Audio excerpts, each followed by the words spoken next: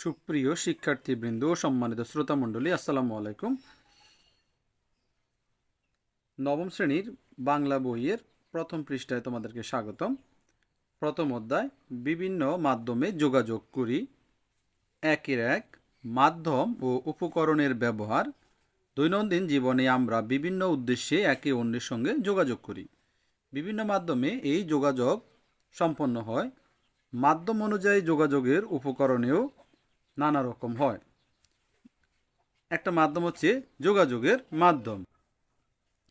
যোগাযোগের মাধ্যম, নিচে যোগাযোগের তিনটি মাধ্যম দেখানো হলো। তুমি কি উদ্দেশ্যে কার সঙ্গে এ ধরনের যোগাযোগ করে থাকো তার একটি উদাহরণ দাও।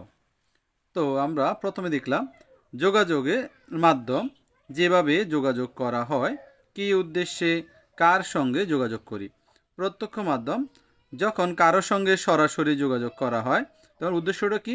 বাবা মা, ভাই বোন, বন্ধু ও প্রতিবেশীদের খোঁজ নিতে আমরা তাদের সাথে যোগাযোগ করি।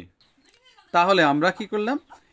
কার সঙ্গে যোগাযোগ করি? বাবা মা, ভাই বোন, বন্ধু ও প্রতিবেশীদের সাথে। কি উদ্দেশ্যে? তাদের খোঁজ নিতে। এবার লিখিত মাধ্যম, যখন লিখে যোগাযোগ করা হয় তা আমরা কার সঙ্গে যোগাযোগ করি? দূরে থাকা আত্মীয় ও বন্ধুদের সাথে। কেন? ওই যে কি উদ্দেশ্য? উদ্দেশ্য কি?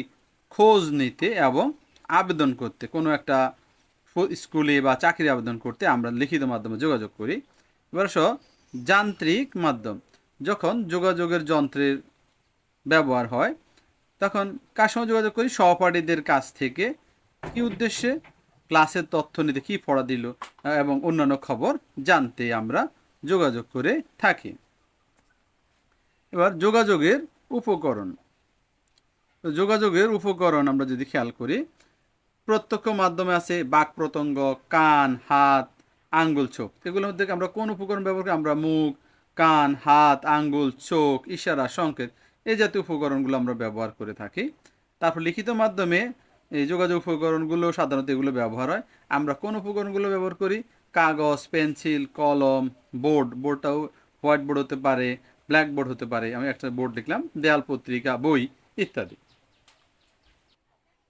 এবার যোগাযোগের মাধ্যম হতে পারে যান্ত্রিক মাধ্যম। সেখানে উপকরণগুলো দেওয়া আছে। আমরা কোনগুলো ব্যবহার করি? Mobile phone, computer, laptop, headphone, television, camera, loud speaker.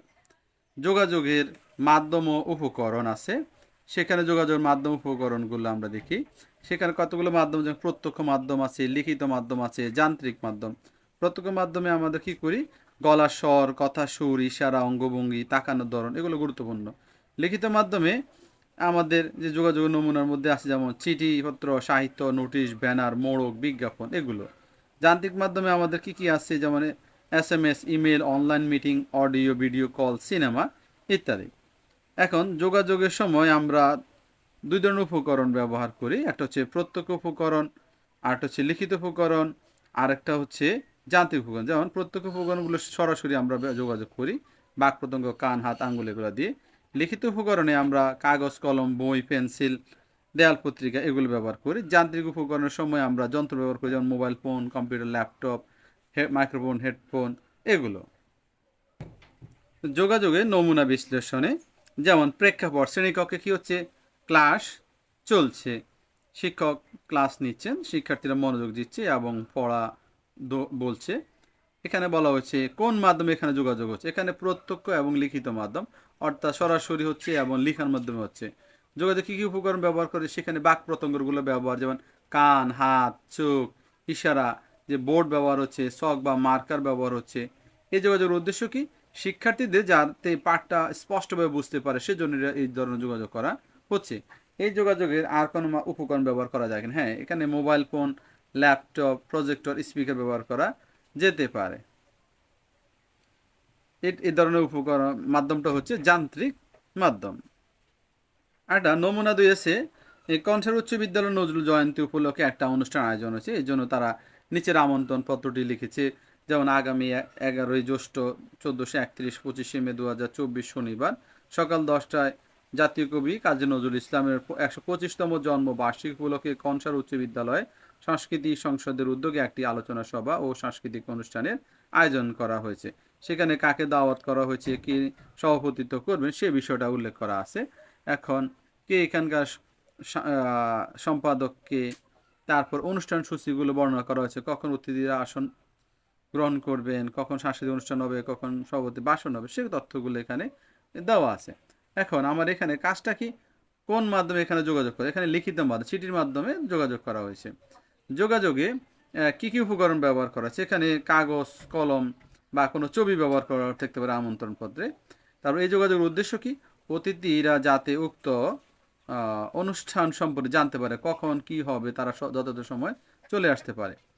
এবার হচ্ছে এই যোগাযোগে আর কোনো মাধ্যম কি বা কোনো উপকরণ ব্যবহার করা যেত কিনা। প্রত্যক্ষ যান্ত্রিক মাধ্যম ব্যবহার করা যেত, যেমন পাক প্রত্যঙ্গ, গুগল মিট, মাল্টিমিডিয়া ইত্যাদির মাধ্যমে যোগাযোগগুলো সম্পাদন করা যেত।